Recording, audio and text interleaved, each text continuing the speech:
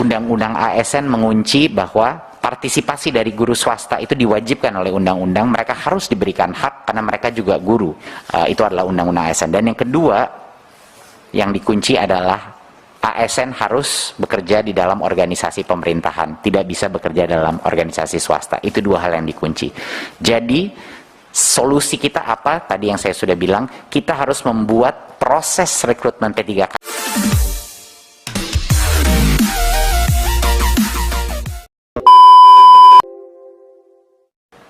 dalam rekrutmen P3K ini. Yang pertama, Undang-Undang ASN itu mengunci bahwa baik dari pihak swasta maupun negeri harus diberikan kesempatan untuk masuk dalam seleksi guru. Jadi itu hal yang dikunci oleh undang-undang.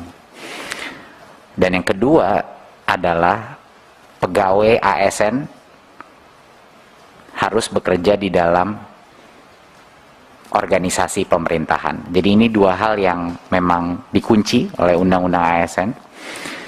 Tetapi saya mengerti bahwa ada dua isu besar. Satu isu yang terbesar adalah beberapa guru yang tentunya yang lolos passing grade tapi tidak ada formasi.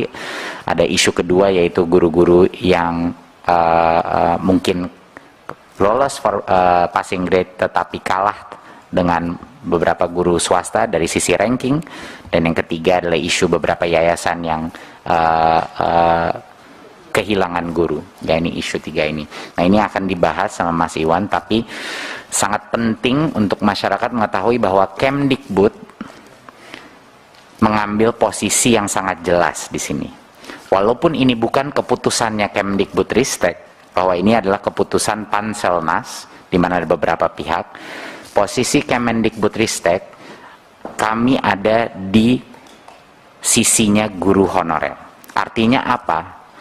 Kami mengambil posisi dan berjuang di Panselnas untuk bagi guru-guru yang sudah lolos passing grade tapi belum dapat formasi, kita ingin dia tidak harus tes lagi, pada saat formasinya keluar dia langsung dapat.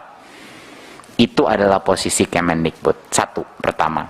Jadinya guru-guru honorer di luar, para organisasi-organisasi harus menyadari bahwa Kemdikbud ada di sisi mereka dan kami sedang berjuang setiap hari untuk meyakinkan perubahan, sehingga perubahan Permen Pan-RB sehingga proses seleksinya itu bisa pada saat guru itu sudah lolos passing grade, kita ingin dia langsung dan formasinya terbuka, dia langsung dapat dan tidak perlu mengikuti tes lagi.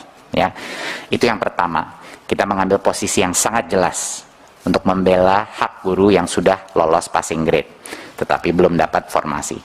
Kedua, kami mengambil posisi yang sangat jelas juga. Kami sedang memperjuangkan bahwa seluruh proses rekrutmen ini kami ingin pastikan memaksimalkan afirmasi dalam bentuk apa? Afirmasi dalam bentuk kesempatan terbesar dan prioritas bagi guru di sekolah induknya.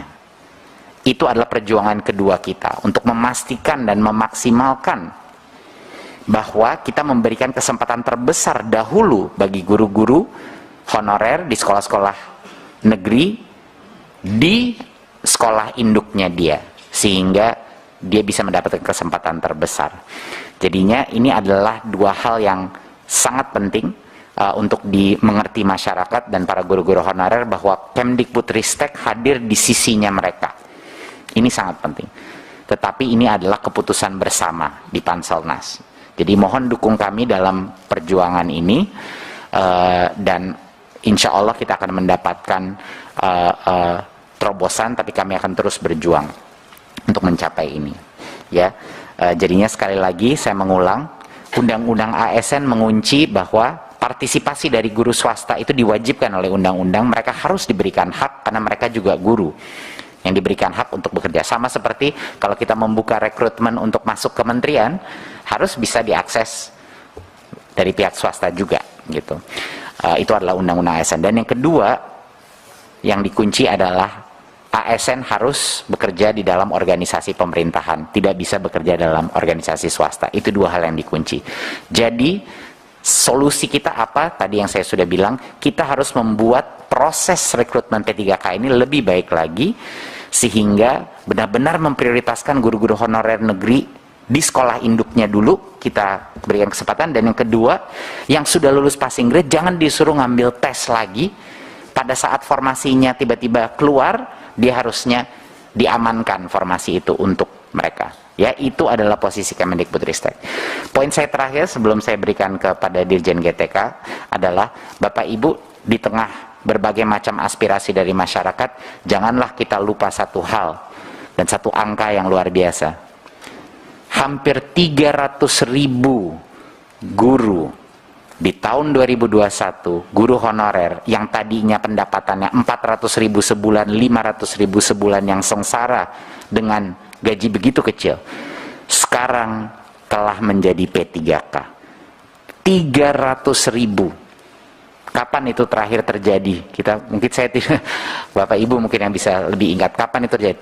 300.000 guru sekarang kesejahteraannya terjamin, yang tadinya tidak. Jadi itu menurut saya suatu hal yang patut juga dirayakan, walaupun proses seleksi ini masih tidak sempurna, dan kita terus akan perjuangkan hak-hak guru induk, guru honorer, tetapi angka 300.000 ini tidak kecil, dan ini akan merubah kehidupan dan kesejahteraan mereka selama-lamanya.